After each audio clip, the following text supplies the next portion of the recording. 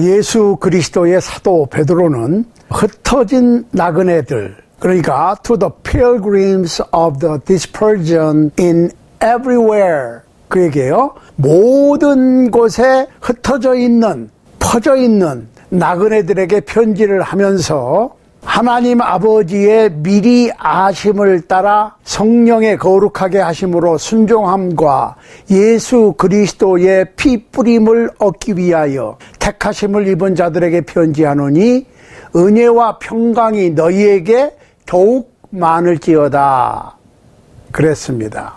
그러니까 이 세상에 살고 있는 모든 크리스찬들은 흩어져 있는 나그네입니다. 5대양 6대주 남극 북극 어디든지 퍼져 살고 있지요. 그러니까 어떤 분들은 누가 참 크리스찬이냐 거짓 크리스찬이냐 자꾸 얘기를 하는데 그런 생각은 마땅치가 않아요. 왜냐하면 주님께서 알고 계시지. 누가 참다운 크리스찬이고 하나님의 백성이냐 주님께서 아시는 거예요. 목자가 자신의 양떼를 알듯이. 그러니까 누가 참이냐 누가 거짓이냐 누가 교회냐 누가 교회가 아니냐 자꾸 그런 거 따지지 말고 성경의 크리스찬의 삶이 어떤 것이냐 이걸 먼저 생각을 하는 것이 바르지요. 그러니까 내가 다른 사람을 판단하고 구별하려고 하기 전에 나부터 우리부터 하나님의 말씀에 적합하게 하나님의 말씀을 따라가면 되는 거예요. 그러니까 하나님께서는 아셔. 성령의 거룩하게 하심으로 순종할 사람, 순종하지 않을 사람, 그리스도의 핏부름을 얻을 사람 다 아신다고. 하나님께서 미리 정해 놓으시는 건 아니에요. 그렇지만 하나님께서는 아십니다. 그런데 너 나 할 것 없이 우리 모두는 흩어져 살고 있는 나그네입니다. Pilgrims. 창세기 47장 9절에 보면 70명의 가소를 거느리고 요셉에 의해서 애굽으로 이민을 간 야곱이 바로왕이 그대의 연세가 올해 몇이시오? 그러니까 내 나그네 길의 세월이 130년입니다. 이렇게 대답하거든요. The day of the years of my pilgrimage. 내 나그네 길의 세월이 이렇게 표현했어요. 그러니까 우리는 나그네예요. 나그네는 여행자를 얘기하는 거예요. 우리는 이 세상의 나그네입니다. 이걸 잊어버리면 안 돼요. 우리는 나그네로 살아가는 거예요. 우리뿐만 아니라 이 세상 모든 사람이 나그네인데 마치 이 세상이 고향이라고 생각을 해. 우리는 사실 태어난 곳을 그리워하지요. 고향을 굉장히 따집니다. 그렇지만 우리의 진정한 고향은 아버지의 집이지. 육신이 태어난 곳도 육신의 아버지의 집이고 고향이고 고향으로 돌아가는 날을 기다리면서 다른 나라에 가서 살기도 하고 우리같이 이민 와서 살기도 하고 나그네길을 살다가 우리가 고향에 한 번씩 가면 푸근하고 안정되고 마음이 편안해지고 그러는 건 사실이야. 그렇지만 우리의 진정한 본향은 하늘나라지요. 그러니까 우리는 이 세상에서 객이야. stranger라고 그럽니다. 영어로 stranger. 우리의 많은 조상들이 그렇게 살다가 갔듯이 우리도 갑니다. 한 세대는 가고 있고 한 세대는 남아있고 한 세대는 올 것입니다. 이것이 계속되는 거예요. 예수님께서 재림하시고 이 세상의 인류의 역사가 끝날 때까지. 자, 그러니까 우리가 이 나그네로 있을 때 아주 중요해요. 나그네, passenger, stranger, pilgrims 이렇게 돼 있어요. 나그네로 있을 때 어떻게 살아야 되느냐. 그러니까 크리스찬으로서 이 세상은 나그네인데 나그네로 있을 때 우리가 어떻게 살아야 되느냐. 자, 베드로전서 1장 17절 보세요. 외모로 보시지 않고 각 사람의 행위대로 판단하시는 자를 너희가 아버지라 부른즉 너희의 나그네로 있을 때를 두려움으로 지내라 그랬어요. 나그네로 있을 때 두려움으로 지내라. Stay here in fear.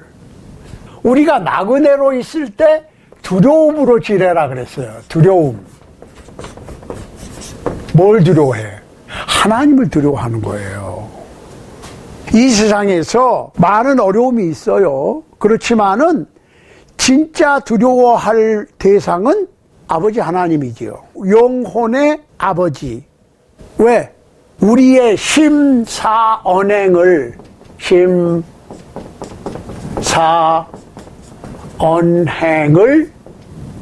아시고 뿐만 아니라 판단하신다. 마음과 생각과 말과 행동을 아시고 판단하신다. 누가? 하나님께서. 그러니까 하나님을 두려워할 줄 알아야 되지. 그래서 우리는 신앙의 집을 짓는 사람들입니다. 각자가. 그렇죠? 자, 그러니까 첫 번째로 우리는 나그네다. 두 번째로 우리는 나그네로 지내면서 두려움으로 지내라. 하나님을 두려워하라는 얘기예요. 하나님께서는 우리의 마음과 생각과 말과 행동을 아시고 판단하시기 때문에. 그리고 세 번째로 주님 안에서 죽음을 맞이하라. 계시록 14장 13절입니다. 내가 들으니 하늘에서 음성이 나서 가로되 기록하라. 자금 이후로 주 안에서 죽는 자들은 복이 있도다 하시며 성령이 가라사대 그러하다. 저희 수고를 그치고 쉬리니 이는 저희의 행한 일이 따름이라. 우리가 이 세상에서 행한 일은 심사언이 먼저 있고 그 다음에 행함이 있지요. 내가 뭘 생각하고 계획하고 뜻하고 해서 행동으로 나가는 거예요. 그러니까 크리스찬들은, 하나님의 백성들은 하나님 앞에서 두려움으로 이 세상을 사는데 주님 안에서 죽을 때까지 이걸 잊어버리면 안 돼요. 계시록 22장 12절 보세요. 보라 내가 속히 오리니 내가 줄 상이 있어 각 사람에게 그의 일한 대로 갚아주리라. reward라는 얘기는 상을 얘기하는 거고, 일한 대로라는 얘기는 내가 어떠한 삶을 살았는가. 그렇죠? 일한 대로, 행한 대로 우리의 마음과 생각과 말과 행동을 아시고 판단하시는데 거기에 따라서 상이 주어지고 아니면 벌이 주어지겠죠. 자, 그러면 우리가 이 세상을 살아가는데 가장 문제가 되는 것이 무엇입니까? 고난입니다. 고난이 없는 사람이 어디 있어요? 고난, 염려, 걱정, 근심, 시련. 자, 베드로전서 4장 12절 보세요. 사랑하는 자들아, 너희를 시련하려고 오는 풀시험을 이상한 일 당하는 것 같이 이상히 여기지 말라. 자, 우리의 믿음의 집이 불로 시험 받는다고 그랬어요. trial이라고 그럽니다. fiery trial, 불시험. trial이라고 하는 말은 재판받는 걸 얘기하는 거예요. 미국에서 trial 한다 그래요. 재판한다는 얘기입니다. 그러니까 재판이라고 하는 것은 내가 행한 것이 옳고 그름, 잘하고 못하고를 판단받는 거예요. 그런데 뭘로? 불로. 불시험이지, 불시험. 자, 노아 시대에는 물 심판이었죠. 그러면 신약 시대는 불시험이라고 제가 말씀드렸죠. 불시험은 뭐예요? 그래도 자비가 넘치는 시험입니다. 홍수로 심판을 하실 것 같으면 터까지 다 날아가 버립니다. 휩쓸려 버립니다. 터도 없어져. 노아와 8 식구만 남겨놓고 다 멸망당했습니다. 죄 때문에. 그렇지만 하나님께서 너무 심하셨다고 생각을 하시고 이제 물심판을 안 하겠다 그러셨어. 그럼 심판을 안 하시는 게 아니야. 불심판으로 바뀌는 거예요. 신약 시대에는. 불심판은 제가 말씀드렸죠. 지지난 시간에 다 타버려도 터는 남아. 그렇죠? 터는 남아. 그 터가 예수 그리스도니까. 예수 그리스도를 믿는 믿음을 버리지 않고 끝까지 믿음 안에 남아있으면 내가 혹시 불시험을 통해서 불심판을 통해서 내 신앙의 집이 남아있지 못하고 타버린다 해도 구원은 받습니다. 왜? 예수 그리스도 때문에. 이게 기독교예요. 그러니까 뭐 부흥사님들이나 뭐 설교 은혜롭게 하시는 분들 그렇게 믿어가지고 구원받겠어? 자꾸 그런 식으로 몰고 가는데 그거는 기독교에 대해서 잘못 이해하고 잘못 가르치는 거예요. 누구든지 자기가 선행을 아니면은 율법의 행위로 공로를 쌓아서 좋은 행동을 함으로 그 공로로 구원받을 사람은 한 사람도 없습니다. 그러니까 Christianity, 기독교 신앙이라고 하는 것은 내가 죽을 수밖에 없는 죄인이지만 예수 그리스도께서 내 죄값을 십자가 위에서 살찌키고 피 흘려 죽으심으로 다 갚았다고 하는, 그러니까 절대적인 하나님의 100% 은혜로 구원된다고 하는 사실을 믿는 것이 기독교 신앙이라고. 그러니까 우리가 구원의 문제를 놓고 고민할 필요가 없어요. 구원의 문제를 놓고 고민한다고 하는 것은 무언가 잘못된 신앙을 전수받은 겁니다. 다만 크리스찬으로 일단 구원을 받고 천국 백성이 됐고, 구원의 7단계 했잖아요. 천국의 7가지 열쇠 했잖아요. 그렇죠? 하나님의 말씀을 전파하면 듣고 믿고 회개하고 고백하고 침례받고 충성하고 죽을 때까지. 그런데 크리스찬이 되어서 천국 백성이 되어서 살아가는데 크리스찬도 고난을 받는단 말이에요. 고난을 안 받는다고 생각하는 것이 문제예요, 사실은. 그러니까 예수를 믿으면 모든 것이 만사형통. 내가 가는 길은 무조건 푸른 신호등이야. No. 빨간 신호등도 있습니다.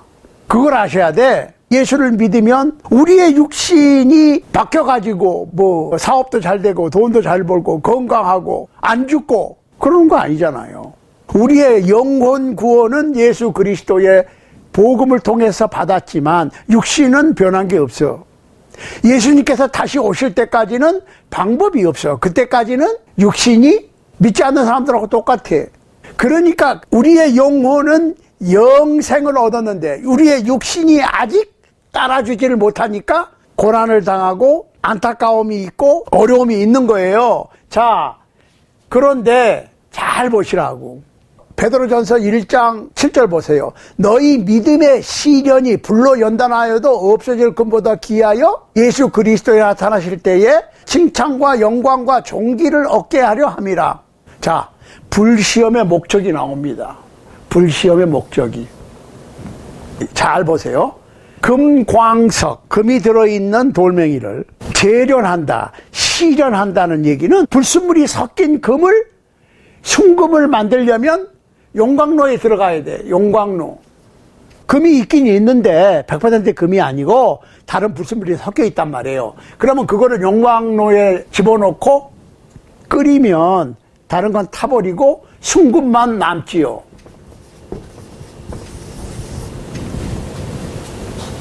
그걸 갖다 시련이라고 그래. 재련이라고 그래.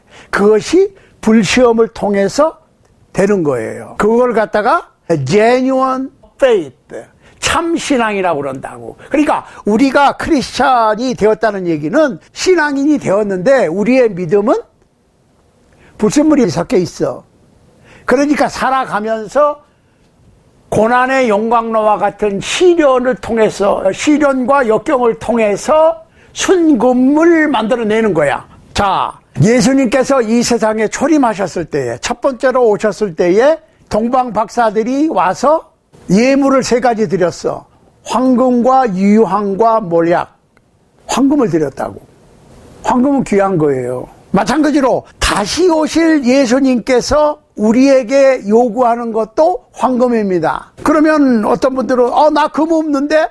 No, 그 금이 아니고 금보다 더 중요한 정제된 믿음, 참 믿음, 불순물이 섞인 금이 용광로에 들어가서 재련, 시련을 통해서 순금이 나오듯이 우리의 믿음은 불순물이 섞인 믿음인데 용광로와 같은 고난과 염려와 걱정과 근심과 시련을 통해서 순금으로 재련되는 거니까 이 세상에서 불시험은 힘든 거지만 결국은 영광스러운 거예요. 그러니까 누가복음 18장 1절 이하에 보면 항상 기도하고 낭망치 말아야 될 것을 말씀하신 예수님의 비유 가운데서 한 과부가 있어. 성경에서 과부는 돈도 없고 백도 없는 사람을 얘기하지요. 그런데 그 과부가 억울한 일이 있어서 그 도시의 재판관한테 가서 내가 이렇게 억울한 일을 당했으니 좀 들어주십시오 그랬더니 재판관이 떡 보니까 원한을 풀어줘도 돌아올 게 없을 것 같아. 그래서 그냥 들은 척을 안 하고 지내고 있는데 이 과부가 계속 찾아와서 청원을 하는 거예요. 그러니까 이 안 좋은, 하나님도 무시하고 세상 사람을 우습게 하는 재판관이 가만히 생각해 보니까 아니 내가 이 과부의 원한을 풀어주지 않으면 계속 와서 귀찮게 할 거니까 귀찮으니까 들어줘야 되겠다. 이 불의한 재판관이라도 자꾸 달라고 그러면 귀찮아서 들어준다. 그런데 하늘에 계신 너희 아버지께서 왜 들어주시지 않겠느냐. 그런데 인자가 예수님께서 올 때에 재림하실 때에 세상에 믿음을 보겠느냐. 그 믿음은 무슨 믿음입니까?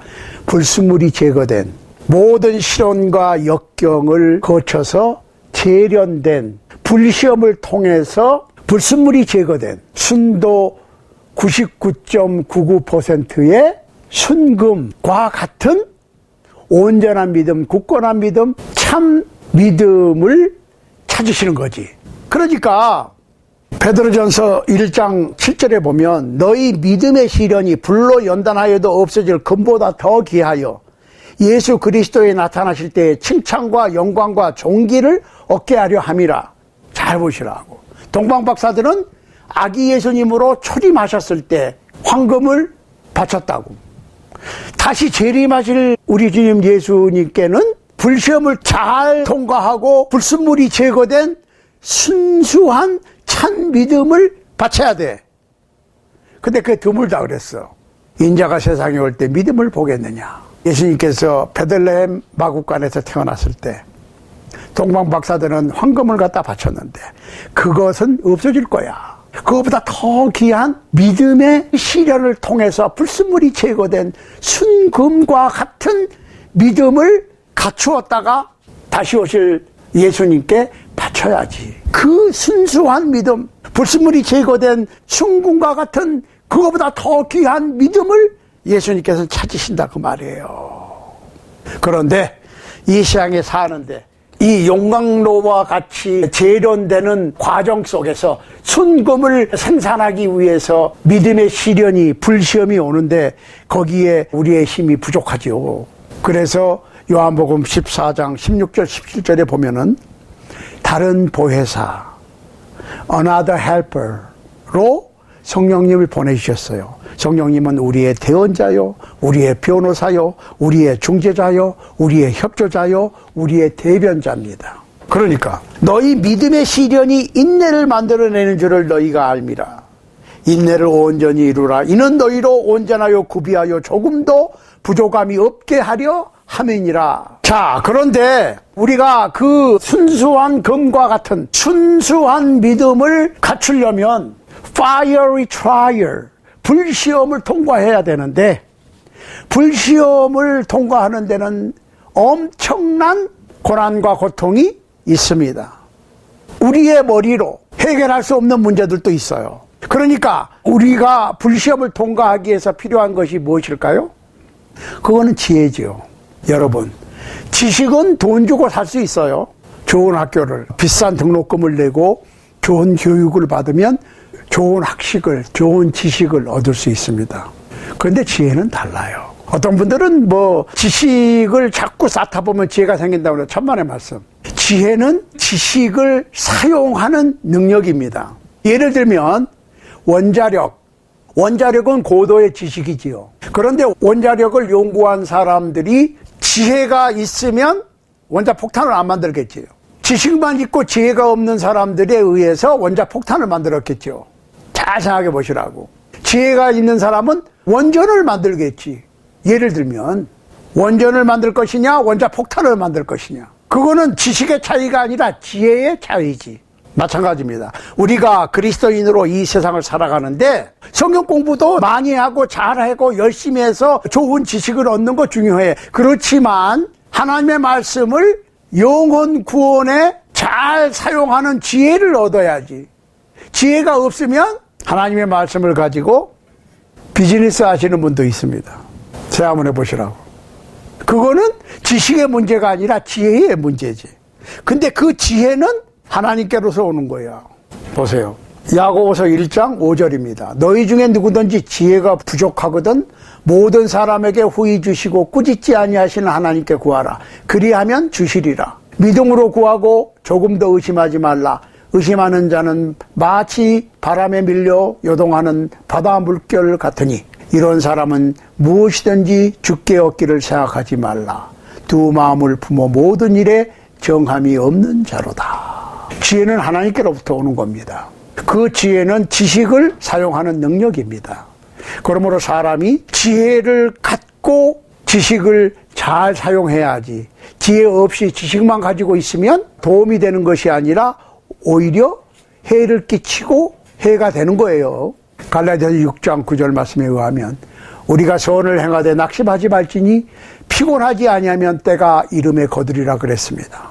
결론적으로 우리가 이 세상을 살아가는 데는 항상 우리의 대적마귀가 우리를 잡기 위해서 여러 가지 술수를 부리면서 우리에게 고난을 주는데 우리가 시련과 역경을 당할 때 가장 큰 적이 뭐냐?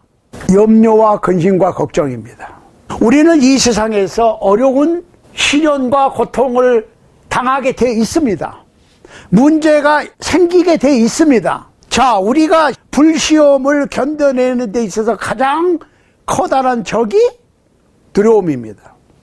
염려입니다. 우리의 대적마귀는 항상 우리에게 염려와 근심을 먼저 갖게 합니다. 너 그래가지고 되겠어? 그래가지고 구원받겠어? 그런 식으로 자꾸 우리에게 겁을 주는 거예요. 걱정을 하도록 만드는 거예요. 여러분, 우리가 걱정한다고 해서 해결될 일은 하나도 없습니다. 우리가 걱정한다고 해서 없는 머리카락이 나거나 아니면 키가 막 쑥쑥 자라거나 하얀 머리가 바로 검어지거나 할 수 없는 것처럼 이 세상에서 마귀가 우리를 노리는, 우리를 실패하게 하는 가장 기본적인 방법이 염려하게 하고 근심하게 하는 겁니다. 두렵게 하는 겁니다. 두려움의 대상은 하나님이지. 마귀는 어떻게 하라고 그랬어요? 대적하라. 염려는 주께 맡기고 마귀는 대적하는 거예요. 그게 순종이에요. 하나님을 두려워하고 마귀는 대적하는 거예요.